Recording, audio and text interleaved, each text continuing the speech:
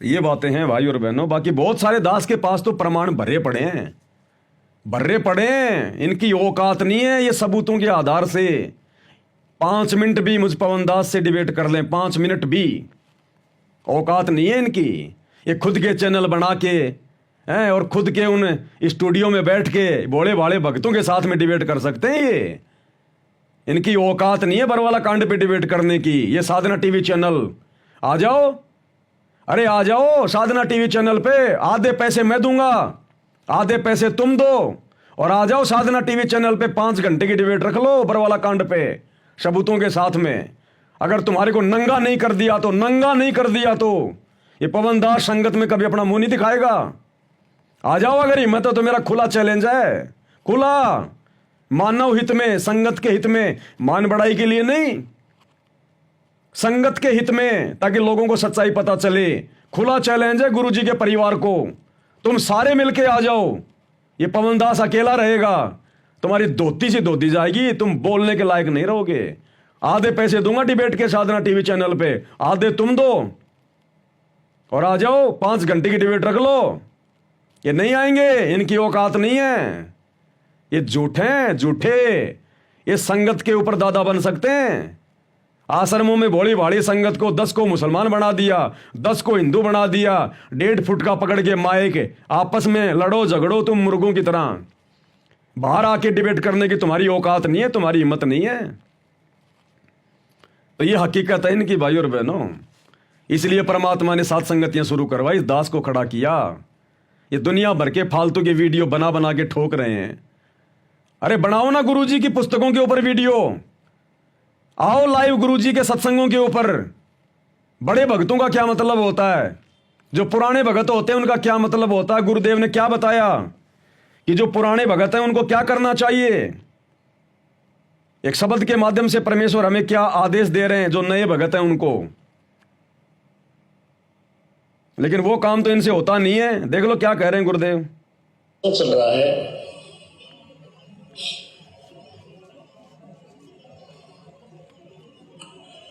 कि सत्संग में आपको इसलिए बुलाया जाता है, यहां पर पुराने भक्त भी होते हैं और बिल्कुल नए भक्त भी आते हैं।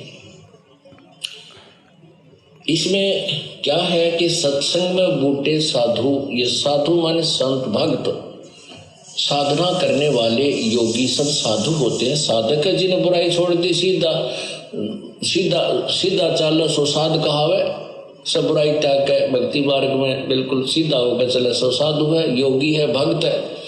तो कहते सत्संग में अच्छे अच्छे भक्त होते हैं, एक से एक अच्छी आत्मा मिलेगी। लेकिन नए भक्त के लिए संकेत है कि उनके पास बैठना, उनसे चर्चा करना प्रभु की, उनसे क्योंकि यहाँ आपको इसलिए बुलाया जाता है कि दास तो 2 घंटे सत्संग करके फिर संगत से मिलने में लग जाता है, और बाकी भक्त जो मिल लिए बाद में बैठ जाते मंडली बना के, चर्चा चलती है। गुरुदेव नाथ ये बताया, इसका नए भक्त पूछते हैं इसका क्या अर्थ बनता है, तो पुराने भक्त उनको बताते हैं। उसके लिए बताते हैं कि उन नए भक्तों को कहते हैं कि उनकी संग में बैठ, जिनकी झुकी तले न डाली, यानी जैसे पौधे पेड़ होते हैं और जिनके फल लदपद लगे हो, आम के या अंगूर के गुच्छे लगे हो, तो वो नीचे को झुक जाती है टहनियां, तो वो फलदार वृक्ष होते हैं। अर्थात जो विनम्र आत्माएं हो चुकी हैं, जो कितनी बार आप प्रसन्न करते हो, प्यार से उत्तर दे रहे हैं, समझो वो भक्ति से परिपूर्ण है, तो उनसे ही ज्ञान समझे, इसका ये तात्पर्य है। अब जो दास सत्य कह रहा है, क्या कह रहे हैं गुरुदेव, सत्संग में बूटे साधु, एक से एक अगाधु, नर उनकी शरणा लाग, जिनकी झकी तोड़े न डाली। यानी जो पुराने भगत हैं उनसे चाहे कितनी बार भी सवाल करो वो नाराज नहीं होते, हर बात का प्यार प्रेम से जवाब देते हैं। कहते हैं संगत को मंडली बना के उन लोगों के बीच में बैठना चाहिए, उन पुराने भक्तों के बीच में, कि गुरुजी के इस सत्संग का क्या मतलब है, इस बात का क्या मतलब है। ये काम तो इन आश्रमों में होता ही नहीं। यहाँ तो लड्डू जलेबी खाओ, लेटरिन पानी पेशाब करो, सेल्फियाँ लो, राजनेताओं की गुलामी करो और अपने घर पे आ जाओ। ये काम तो साध संगति में शुरू हुआ, जिसका तुम लोगों ने विरोध किया। ये साध संगति परमात्मा का असली सत्संग, कितने बड़े दोषी बन गए नालायको तुम्हें पता भी नहीं है, नरक में भी ठिकाना नहीं है। कहा तुम इस वहम में हो कि हम तो गुरु जी के भगत हैं। गुरु जी का भगत वो है जो गुरु जी की शिक्षाओं में रह के भक्ति करता है, जो बकवाद करता है वो गुरु जी का भगत नहीं होता। तो ये काम इन लोगों ने करना चाहिए था इन आश्रमों में, भक्तों को बैठा के समझाते, मंडली बना बना के। अरे तुमने तो पता नहीं कितनों को सार नाम दे दिया, कितने बड़े बड़े भगत हैं, पुराने पुराने भगत हैं। आश्रम में बैठो मंडली बना बना के, 20-25 भक्तों को ले लेके उनकी शंकाओं का समाधान करो। ज्ञान आधार से उनको समझाओ कि भगत जी तू 60 साल का हो गया, तेरे को शर्म नहीं आती, तू ये जींस पहन के आ रहा अभी भी? या माता बहनें आती है, तेरे को शर्म नहीं आती? उठने बैठने में तेरे को दिक्कत नहीं हो रही? गुरुजी ने मना कर रखा है, लेकिन मना किसको करेंगे? गुरुजी के लड़के खुद ही जींस पहनते हैं, कोऑर्डिनेटर खुद ही जींस पहन के घूम रहे हैं वर्तमान में, तो मना किसको करेंगे? किस मुंह से करेंगे? माता बहनों को आपस में बैठना चाहिए कि बहन जी देखो हम परमात्मा की भक्ति कर रहे हैं और गुरुजी ने सत्संग में मना कर रखा कि भक्तों ने सोना अपने घर पे भी नहीं रखना चाहिए। क्या फायदा कान में पैर लिया, नाक में पैर लिया? हम भगत हैं, भगत सोई जो सीधा चाल है, साधु सोई जो सीधा चाल है। हमने तो गुरुजी प्रसन्न करना है। ये सोना चांदी बहन जी आश्रम में पहन के मत आया करो, घर पे भी मत पहना करो, नहीं तो गुरुजी का वचन टूटेगा। लेकिन वो कहें किसको? गुरुजी की लड़की मंजू खुद ही कान में सोना पहनती है, अभी तक नहीं छोड़ पा रही, संगत को क्या खाक समझाएंगे?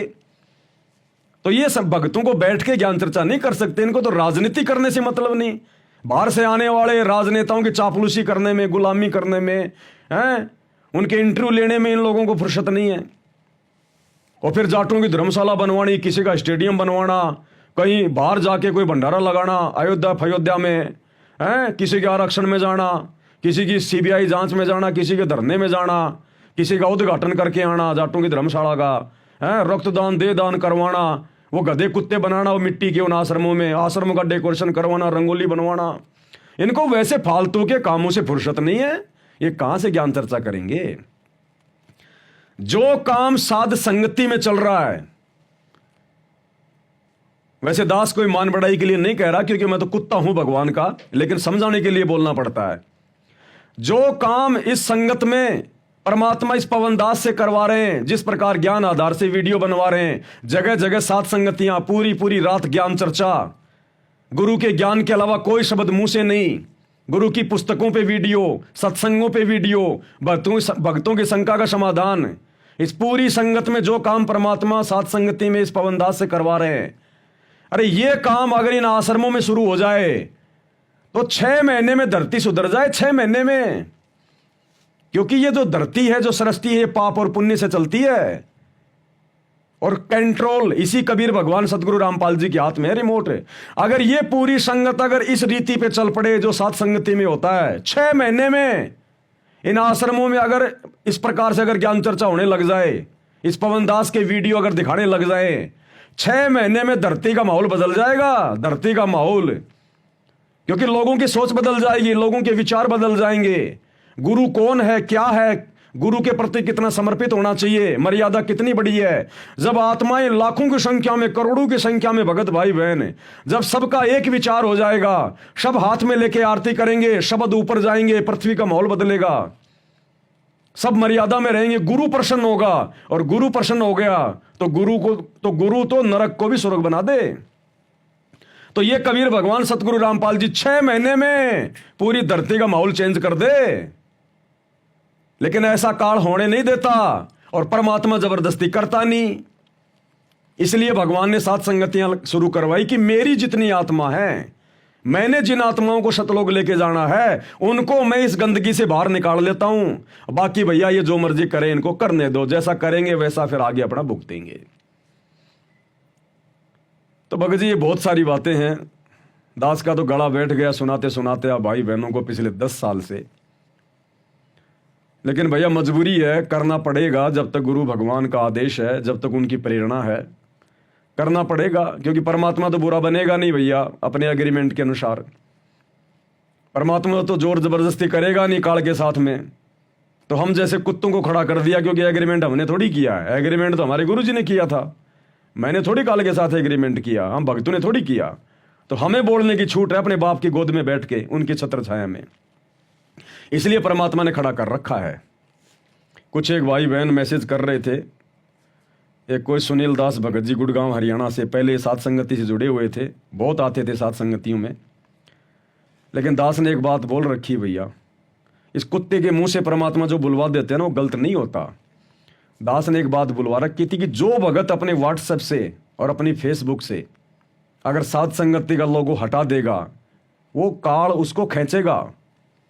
अब ये भगत के विचार देखो, इसके मैसेज आ रहे थे इसके, जो करेगा वैसा भरेगा, हम क्यों बोले मैनेजमेंट के बारे में।